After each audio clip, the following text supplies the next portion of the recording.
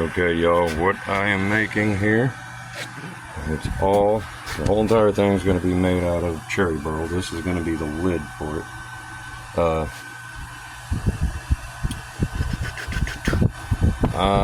These are going to be the little inserts that go in there. It's being glued together right now, but it is going to be on the corners, pinned in with brass rod. The middle piece is the fillers that I don't believe. I mean, if it works, I'll put one in there if I can get one in there, without much of a struggle. I am not certain yet if I'm going to hinge it, or if I'm just going to do it to where, put additional brass rods in so it can, like, sticking up, so I can just pull it right off.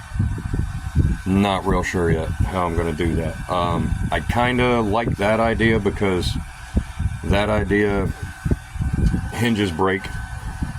I don't think a straight up rod will break. I mean, taking it in and out, of course, that might break.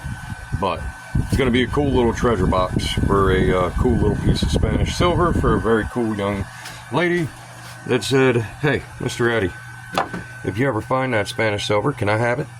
And she was the first one to ask me for that specifically. So there we go. She's going to get a cool little treasure box with a cool little piece of Spanish silver.